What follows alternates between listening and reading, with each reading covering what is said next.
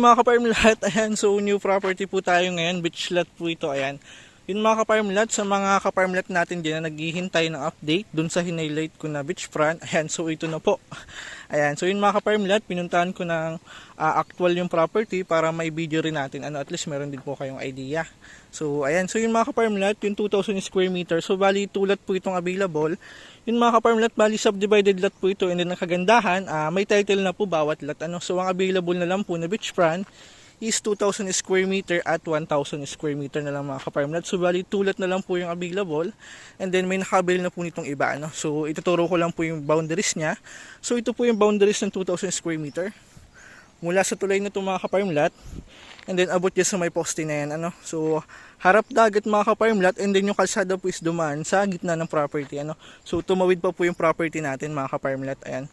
So bali 2,000 square meter po ito. Natuhog siya ng kalsada, and then harap po ito sa dagat. Beachfront po ito mga ka-farm lot. Ayan. So ang pupuntahan naman natin ngayon is yung 1,000 square meter. Bali diretso tripping na rin po tayo. Ayan. So bali may dumating tayong buyer from Muntinlupa mga ka-farm lot. Ayan. So biglaan tripping. So kapo-posting lang natin kahapon. Ayan, may tripping agad tayo. Ayan. So kagabi lang natin to pinosting mga ka-farm lot. So may tripping po agad ngayong araw. So yan yung mga ka-farm lot, bali Nyugan po ito. Ang kagandahan sa kanya, may product na yung property, and then may source na po ito ng kuryente. Ayan, so may poste na ng kuryente mga ka-farm lot. Sa signal, check natin. So yun mga ka-farm lot, medyo mahina po ang signal sa area. So need po natin ng signal booster. So sa tubig naman mga ka-farm lot, hindi pa po siya abot ng nawasa kasi yung properties per farm. Ang pwede natin gawin, pwede po tayong mag-deep well. So yan, Nyugan po ito. Hindi ng kagandahan mga ka-farm lot, accessible siya puntahan kasi tabing kalsada yung property. So pupuntahan po natin yung dagat niya. And i-viewing lang po natin muna yung 1,000 square meter. Bali may church din po ito. Ayan, small church. So yan, bali ito po yung service natin mga ka-farm lot. Bali ito po yung 1,000 square meter. Ayan, so mula dyan sa may saging na yan, bali ito po yung nakikita yung bahay dun sa drone shot ng property, dun sa intro natin.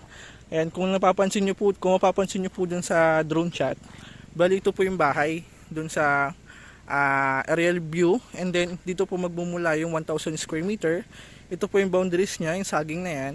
So abot dun mga ka-farm lot sa Madre Cacao. So estimate ko po is 15 meters yung hagip niya sa kalsada, and then sa dagat kasi pahaba lang po yung yung plan ng property mga ka-farm lot. Bali yung lot plan niya is isang haba lang, 15 meters po. So 15 meters dito, 15 meters din po yung frontage sa dagat. And so bali ito po yung sakop niya na Nyugan, and then may saging din po sa loob ng property. And so bali 15 meters lang po ito, at pupuntahan natin yung baybayin niya. So ito po yung buyer natin para Muntinlupa. So yun, pupuntahan natin yung beachfront mga ka-farm lot. So malalaman natin kung gaano nga ba ito kaganda.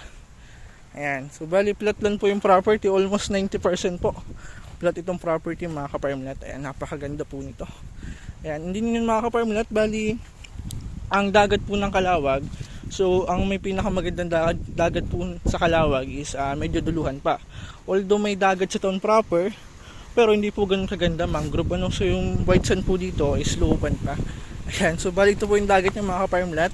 Sa ngayon medyo madumi siya, gawa na rin ang alon. Kasi nung nakaraang punta ko dito, malinis po baybayin niya. So sa ngayon medyo madumi lang kasi gawa ng alon. Ayan, pero mabilis lang naman po linisin yan. And then may mga grupo po dito na naglilinis every month o every second week po. So sa ngayon medyo madumi lang po yung frontage niya. Ayan, bali ito po yung frontage ng 1,000 square meter. Mula dito sa kahoy na to, kung mapapansin nyo po sa pinasukan natin, dito tayo pumasok. Mula sa kahoy na to, 15 meters po mga ka-farm lot. Ayan, so ito po yung frontage niya sa dagat.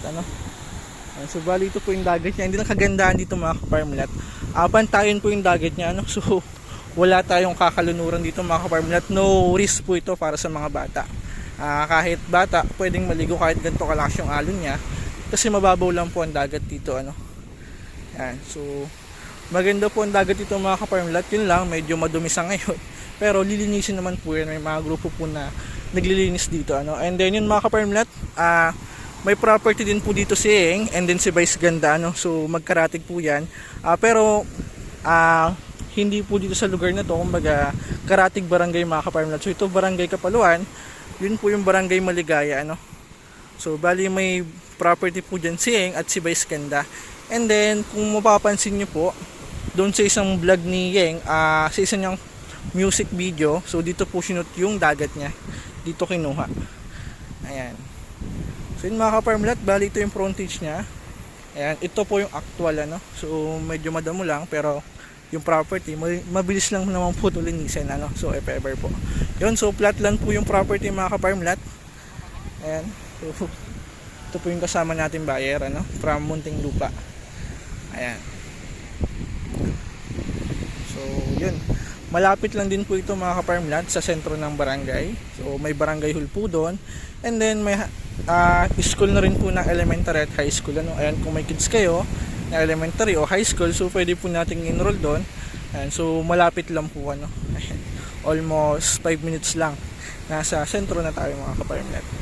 Ayan, yung mga ka-farmlat, kung ang hanap mo yung retirement plan at the same time investment na rin, although kahit mataas yung property, every year naman po nagtataas ang value niyan, ano. Kaya wala kang lugi sa property mga ka-farmlat. And then ang kagandahan po dito, 1,000 square meter at titulado po itong mga ka-farmlat, ano. So bihira po ang titled na 1,000 square meter na beach lot. So ayan, titulado po itong mga ka-farmlat. Yun ang kagandahan sa kanya. And then may sarili na rin po itong lot plan. Ayun mga ka-farmlat, so ginugol map ko din po itong property, para at least meron din po kayong idea, ano. So yan, ipo-point ko lang po. Bali yun mga ka-farmlat, dito po tayo nagmula sa starting ng video, ano. So ito po yung creek or tulay, and then ito rin po yung boundaries ng 2,000 square meter, ano. So ayan, ito po yung kabuuan ng 2,000 square meter. Bali harap niya dagat mga ka-farmlat, bali harap niya kalsada, likod niya dagat, ano. So beach front po ito. And then yung 1,000 square meter naman po is nandito part. So may 1,000 square meter din po sa gitna nila, ano. So bali ito na po yung sold sa tapat nitong charts, ano. So bali sold na po itong part na to. So dalawang lot na lang po yung available, isang 2,000 square meter at isang 1,000 square meter, ano. So bali ito po yung bahay, kung tatandaan nyo sa video natin, ano. So ito po yung bahay niya, and then ito po yung 1,000 square meter mga ka-farmlat. Ayan. So ipo-point ko lang. Ayan, bali square po ito sa lot plan niya. Ayan, so bali ganito po yung structure ng lupa niya. Ayan. So yun. So bali mga ka-farmlat, sa video ko, ano, so naituro ko ito kasi ang turo sa akin ng locator natin is abot siya sa kabilang kalsada, ano. So bali lumiban pa sa kabilang kalsada yung property, ano. So yun yung turo sa atin ng locator natin, kaya ito rin yung naituro ko sa video. Kaya lang mga ka-farmlat, sa lot plan niya, abot ang boundaries po niya ito lang part, ano. So abot dito lang po siya sa mismong barangay road, ano. So bali ito po yung structure sa lot plan niya, hindi na siya tatawid ng kalsada. Pero malalaman naman po natin yan if ever i-relocate natin, kasi may Madre Cacao po dun sa kabilang kalsada. So nung una, yan po yung nagsisilbing muhon sa mga property na walang muhon, ano. So Madre Cacao po yung pattern nila o palatandaan mga ka-farmlat. Ayan. So ipapasyal ko rin kayo sa property. So i-point ulit natin. So ito yung Madre Cacao kasi dito, no.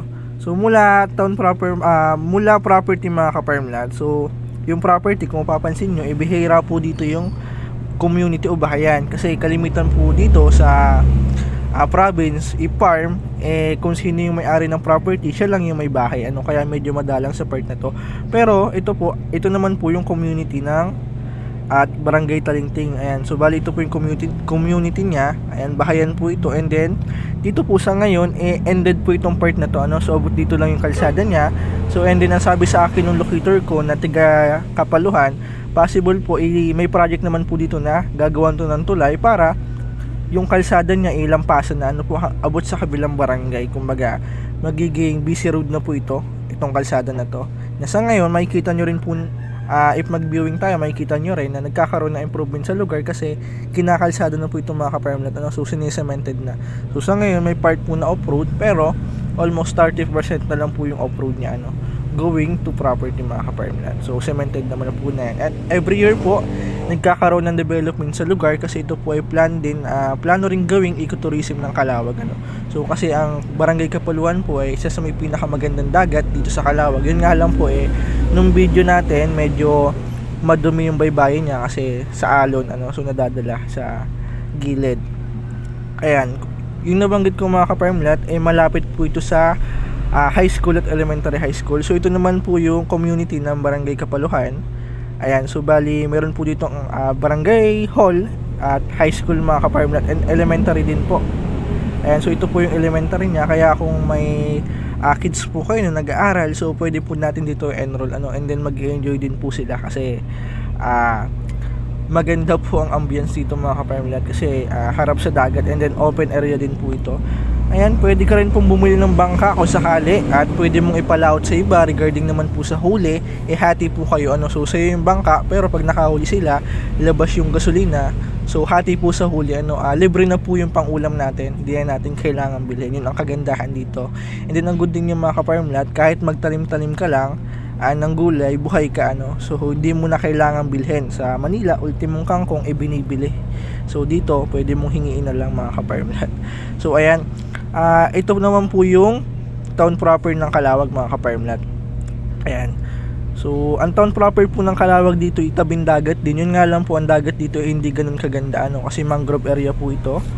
So mula dyan, ayan, so mula National mga ka-farmland, mag-drive tayo ng almost 30 minutes to Fatima Church, So ayan, almost 25 to 30 minutes, and then mula Fatima Church, papasok po tayo ng Barangay Road na almost 1 hours po, So sa motor, tatakbo ko lang po ito ng almost 1 hours papunta dito sa Kapaluhan mga ka-farmland. So dahil mayroon pa pong portion na off-road or hindi pa cemented, possible abutin po tayo ng 1.5 hours, depende po sa biyahe, if 4 wheels yung dala natin, kasi alam naman natin pag 4 wheels medyo makalug yung loob niyan if dadaan sa route road, So yun, bali yung mga ka-farmland, aside sa dagat ng Kapaluhan, kung mapapansin mo palibot po ito dagat.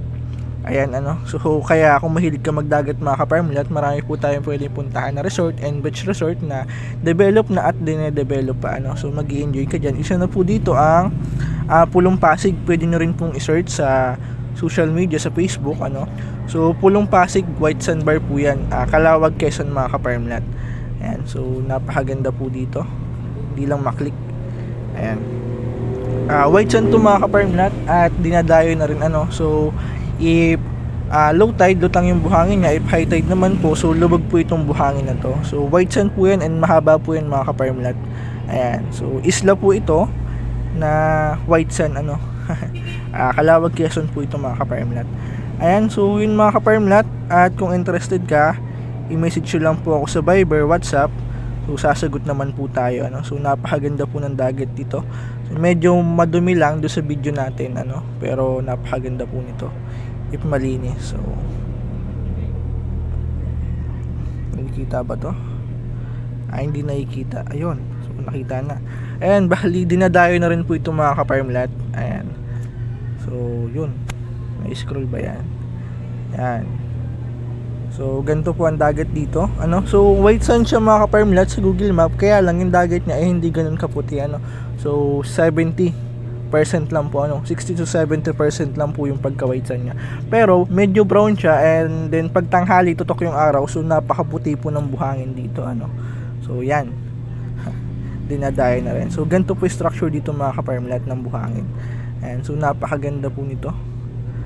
Ayan,